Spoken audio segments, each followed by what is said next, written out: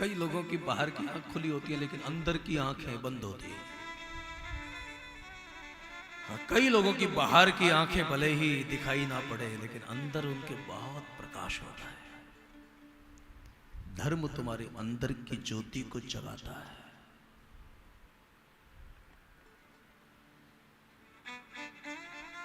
और उसके बाद शंकर भगवान ने कहा मैया दर्शन तो करके ही जाएंगे। बाबा दर्शन तो मैं ना कराऊं, तुम्हें जो करना है। मैया हमने कहा ना योगी हट है। उन्होंने कहा हमारी भी त्रिया हट है। दोनों हटों में जिद हो गई। मैया ने कपाट बंद कर लिया। वैष्णवा नाम यथा संभव, जैसे नदियों में गंगा श्रेष्ठ है वैसे ही परमात्मा के रसिकों में भगवान शंकर का अपना आनंद है। अब बाबा को अकेले में बड़ा आश्चर्य हुआ। लो आज हमें ही दर्शन नहीं हुए, तो दर्शन करने की जो विधा है अकेले में बैठकर मनन करने लगे। भैया मेरा पुरुषार्थ काम नहीं आया, अब बैठे हैं दर पर आस लगाए। और हालत ही हो जाती है किसी प्रेमी की, बात करे तो हंसो आए। कोई पूछता है ना क्यों बैठे हो, इसलिए गोपी को समझना। गोपी कृष्ण को कहती है कृष्ण हमें तुम्हारी याद आती है, हम तुम्हारे लिए बहुत रोती है। मुझे एक बात पूछनी है, क्या कभी आपको हमारी भी याद आती है? कन्हैया ने सुना और मुस्कुराए। कुछ बोलते उसके पहले गोपी कृष्ण के मुंह पे हाथ रख देती है। आप कुछ मत बोलना। अगर आपने कह दिया कि हमें आपकी बहुत याद आती है तो भी मैं जी नहीं पाऊंगी, और अगर आपने कह दिया कि मैं आपको कभी याद नहीं करता तो भी मैं जी नहीं पाऊंगी, क्योंकि मैं गोपी हूं। गोपी की जो अवस्था है गोपी को समझना बहुत कठिन है, समझाया नहीं जा सकता है। याद रखना ज्ञान दिया नहीं जाता है, जिसकी गर्ज होती है वो ले लेता है। कोई भी मार्ग समझाया नहीं जाता है, जिसके पास समझ होती है वो स्वीकार कर लेता है। ये कोई व्यापार नहीं है कि दिया लिया जाता है, ये कोई धंधा नहीं है। जिसकी पात्रता होती है ना वो ग्रहण कर लेता है, जिसके अंदर जिज्ञासा होती है ना वो सीख लेता है, समझ लेता है। और फिर उसके बाद जिसको भी भगवत प्राप्ति हुई है ना, अपने कर्म से नहीं, अपने पुरुषार्थ से नहीं, अंत में तो उसका भरोसा ही काम आता है। और ऐसी लीला हुई है आप सब जानते हैं। यहां भोलेनाथ, हमारे पुराणों में शंकर भगवान को विश्वास का स्वरूप कहा है। भवानी शंकरो वंदे श्रद्धा विश्वास। तो विश्वास विश्वास में बैठा है, और विश्वास को विश्वास पर भरोसा है कि जरूर कोई ना कोई तो उसकी क्रिया होगी, कृपा होगी। और यहां शंकर तो शांत बैठे हैं, और क्या लीला लीलाधर की हुई। वहां रोना चालू हो गया, गोपियां भागने लगी हैं। हमारे गोस्वामी जी कभी कभी गाते हैं, ब्रज का वो गीत है ना, काऊ सी ने मार दी हो रही। अब ऐसे तो ज्यादा गाने का स्वभाव नहीं है, लेकिन फिर भी आप लोग सब रसिक लोग हैं। गोपियां इधर उधर भागती हैं। क्या हो गया है कन्हैया को? कोई राई नौन उतारती है, कोई उठाना धर देती है, कोई कुछ करती है, लेकिन लाला रोए जा रहे हैं, रोए। याद रखना अगर कोई व्यक्ति सोया हुआ हो तो उसको जगाना आसान है, लेकिन जो जगा हुआ है और सोने का दंभ करके बैठा है उसको जगाना कठिन है। लाला को कैसे रुकाया जाए? लाला तो और राई नौन करते तो और तेज रोते हैं। हमारे ब्रज के रसिकों का जो भाव है ना, मैंने श्याम को बहुत समझाया कि सखियों के साथ ये सब मत करो, बुरी नजर है ब्रज गोपियों की, ब्रज से बरजो ना। कौशी ने मार दियो तो न मेरो मचलो श्याम सलोना। कौशी ने मार दियो तो न मेरो मचलो श्याम सलोना। दूर नबी में लाला थई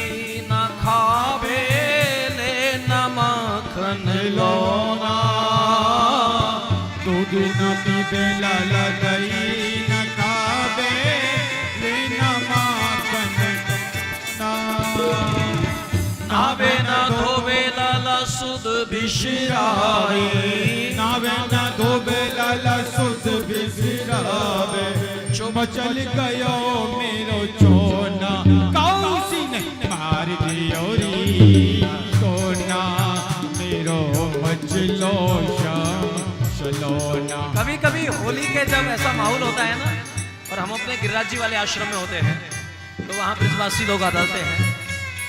आहा, उनका गाने बजाने का अपना एक अंदाज होता है। वो पगड़ी बांध कर और वो पूरा बगलबंदी पहनकर कमर में फेंट बांध कर और उनका जो नाचने का तरीका, मेरा आपसे निवेदन है अगर हो सके तो कभी ब्रिज में पधारिएगा। ब्रिज भक्ति भूमि है।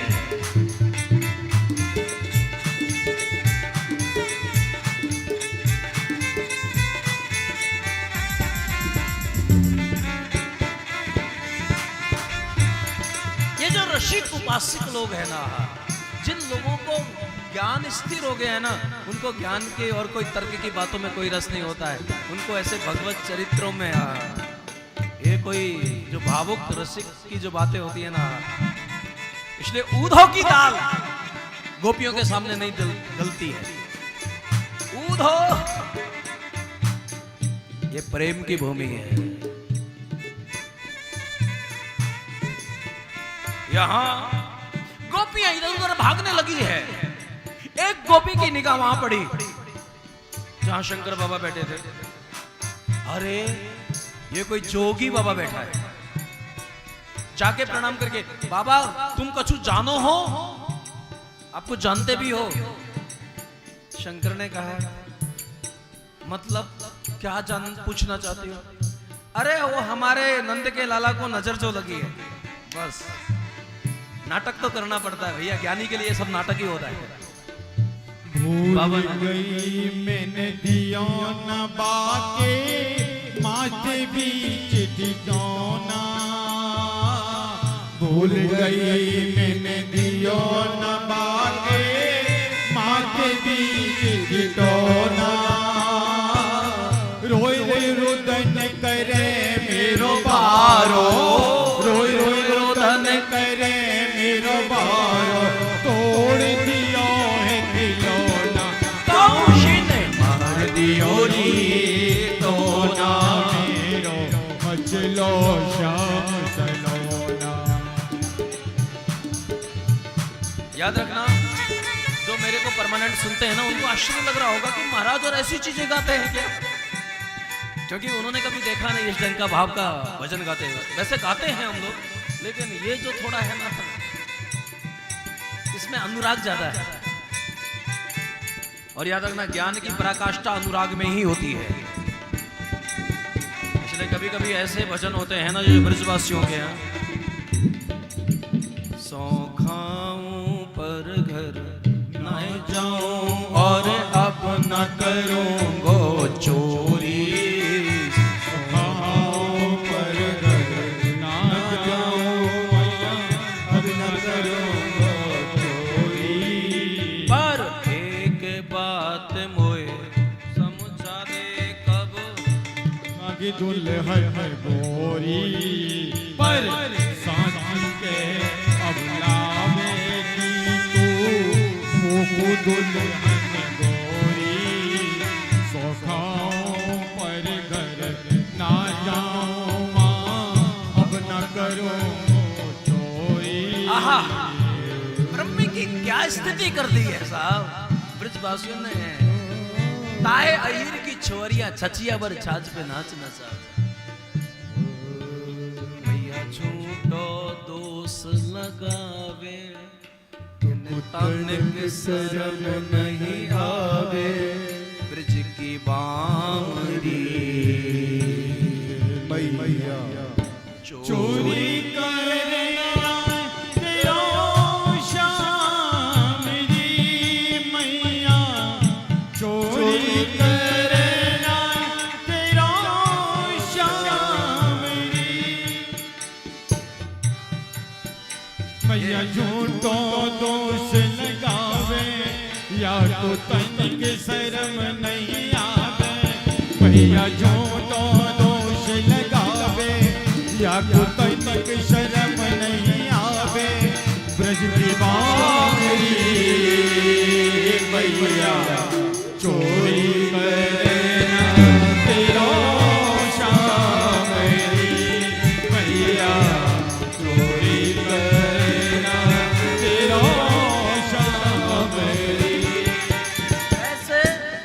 सारे भजन पूरे गाने लायक हैं, लेकिन ना तो हमने गाया ना उसको गाने दिया, क्योंकि समय ने, और अभी कथा बहुत बाकी है, सामने जब घड़ी होती है ना तो फिर कभी कभी, बाकी ये सारे भजन पूरे पूरे गाने लायक हैं।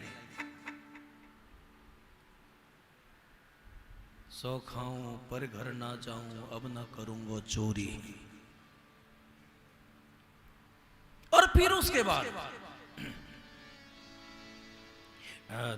भगवान शंकर को भी तो इतना याद रखना, परमात्मा नहीं बोलता, प्रतिनिधि बोलता है, और उसके संकेत को साधक को समझना पड़ता है।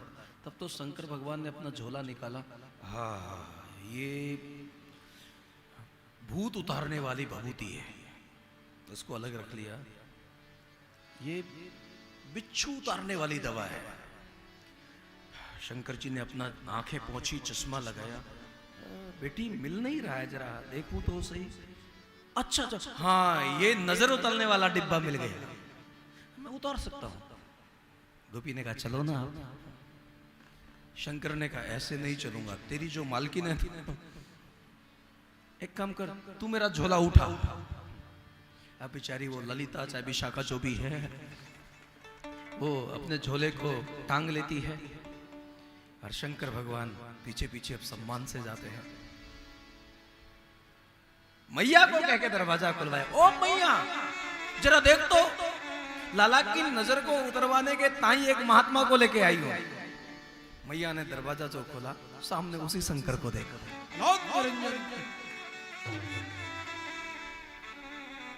बाबा को देखने के बाद ये तो वही है। शंकर के आंखों में आंसू आ गए। ये प्रेमी को है ना, प्रेमी को बहुत अनुभव होता है जीवन में। साधना मार्ग बहुत प्यारा है साहब, प्रभु से मिलने में उतना रस नहीं है जितना उसकी उपासना में आनंद है। दिने दिने नवम नवम, हर क्षण नया होता है साधक का, प्रत्येक क्षण नया होता है। कभी वैराग्य है, कभी अनुराग है, नित बदलते हैं माली वही बाग है। मेरी महफिल में सम्मा जले ना जले, मेरे दिल में उजाला तेरा चाहिए। बहुत। उसके बाद तो बाबा आपके गले में है ना, ये सबको उतार दो ना। बाबा को भी समझ में आ गया कि ठाकुर जी को मिलने के लिए गले में भूषण नहीं होना चाहिए, जीवन ही भूषण बनना चाहिए। शंकर भगवान ने सब कुछ उतार दिया है। याद रखना, व्यक्ति है ना सब छोड़ता नहीं है, सब छूट जाता है, सब छूट जाएगा साहब। आपको नाम उपाधि ये सब बोझ लगने लगेगा। ये क्या आधी उपाधि है ना, ये उपाधि भी बोझ लगने लगता है। कोई अगर आपको कहेगा कि ये बहुत बड़े फलाने महामंडल से, तो वो भी एक वजन लगता है कि ये भी सब छोड़ दो। अब उसका परिचय उसके लिए कोई विशेषणों की जरूरत नहीं है। वो तो व्यवहार के लिए नाम तो स्वीकार कर लेता है, वरना नाम भी बोझ लगने लगता है।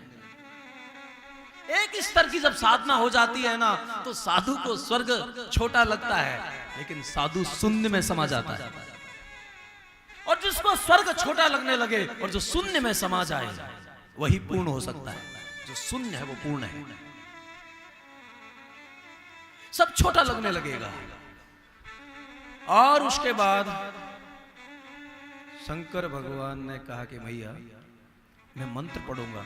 बाबा दूर से ही पढ़ो। शंकर ने गोपी को कहा, पागल समझ रखा है, मेरा झोला दे, मुझे जाने दे। हाँ, गोपियां डर गई। बाबा तो नाराज हो गए। बाबा एक काम करो ना, आप मंत्र को दूर से ही पढ़ दो ना। यशोदा मैया को समझाया, एक काम करो ना, लाला को दे दो ना बाबा की गोदी में। और जैसे ही लाला बाबा की गोदी में आए, ऐसा चुप हो गया। अब उससे बड़ा लीलाधर कौन होगा। सारी गोपियां दांतों तगले उंगली दबा के रह गई। देखा बाबा का चमत्कार। हम तो पहले ही कह रही थी। हाँ, अब आश्चर्य ये हुआ, बेचारा जो सर्प था ना, उसको लगा एक तो ऐसी योनि में जन्म हुआ, दूसरा हमेशा शंकर अपने साथ में रखते हैं, और जहां अच्छा समय आता है वहां साथ लेके नहीं जाते। लेकिन जाने दो बाबा, जो भी करते हैं हमारे हित के लिए करते हैं। उसने सोचा और कुछ नहीं कर सकता, लेकिन भगवान को नहीं चरण छू सकता, लेकिन माता जी को तो प्रणाम कर सकता हूँ। यशोदा की तरफ जैसे ही गया, यशोदा भागी नंद बाबा की तरफ। बाबा को जाके जब शिकायत की, मेहर जरा देखो तो, बाबा हाथ में लाठी लेकर आए, और जब आकर उस झांकी को देखा तो नंद बाबा के आंखों में आंसू आने लगे। हे यशोदा, हे यशोदा, मुकद्दर है तेरा, तेरे घर में त्रिलोकी का डेरा। द्वार पर शंकर खड़े हैं, लाल विष्णु पड़े, सत्य बोला। आज गोकुल नगर आया गिरजा का वर, डाले झोला, भीख मांगे खड़ा बम बम भोला। आज गोकुल नगर आया गिरजा कंवर, डाल झोला, भीख मांगे खड़ा बम बम भोला। अलग निरंजन, अलग निरंजन, बाबा डमरू बजाते हैं। नंद बाबा सब समझ जाते हैं, प्रणाम किया जाता है, चरणों में गिर गए। आज अपने बाबा का पाटोत्सव है, भोला आया है कथा में, और संयोग से आप भी आज ही आए। पिछली कथा के शंकर हैं ये। इनकी जो छवि थी ना,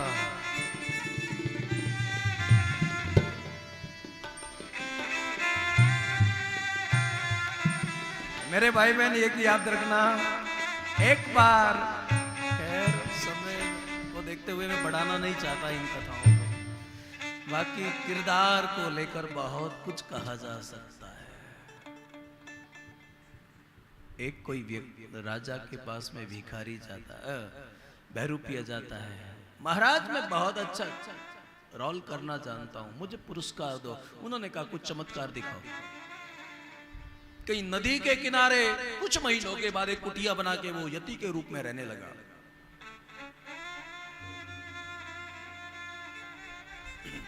पूरा क्षेत्र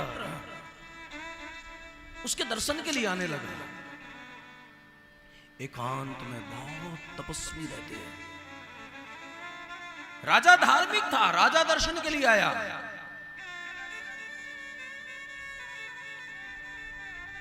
राजा को प्रतीक्षा करवाई, अभी स्वामी जी का मिलने का समय नहीं है। हर किसी को ऐसे स्वामी जी नहीं मिलते। राजा बेचारा बैठकर जप करता रहा, हीरे जवाहरात के भरे हुए थालों को लेकर पहुंचा है उसके पास। उसने उसको कहा, इतना भी नहीं जानते हो सन्यासी के पास कैसे जाना चाहिए? मेरे कोई काम का नहीं है, ये हीरे जवाहरात बांट दिए जाए लोगों में। राजा को लगा बहुत पहुंचा हुआ महात्मा, चरणों में लेट के प्रणाम किया, मुझे दीक्षा दे दो। दीक्षा दे दी। पूरा परिवार उसको गुरु मानने लगा। कुछ दिनों के बाद वो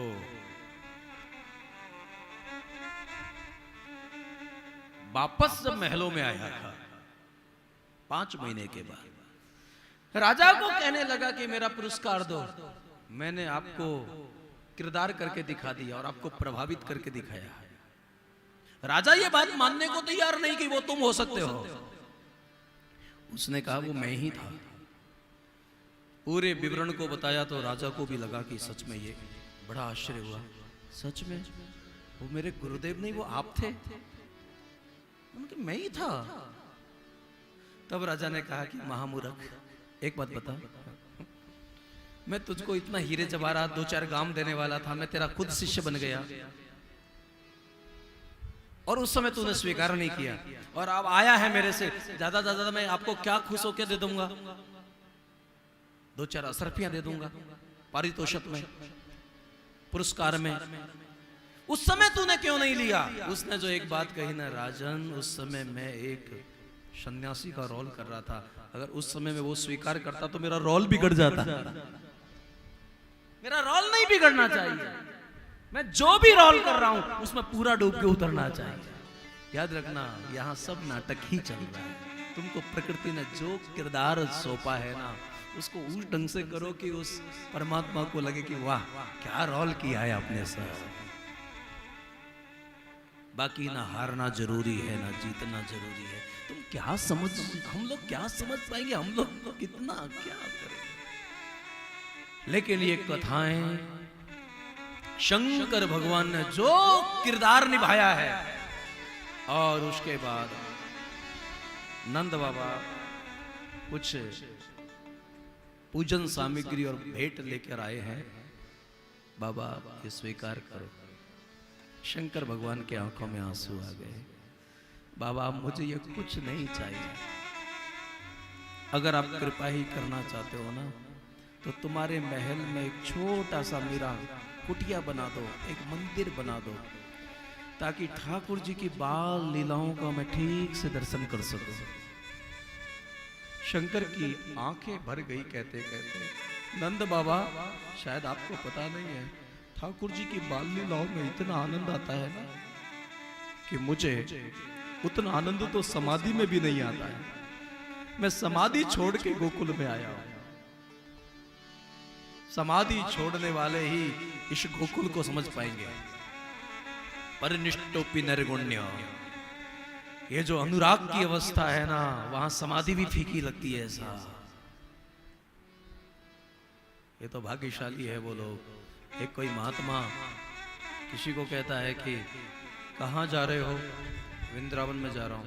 मत जाओ, मत जाओ। अब स्वामी जी पक्का कार्यक्रम बना लिया तो जाना ही पड़ेगा।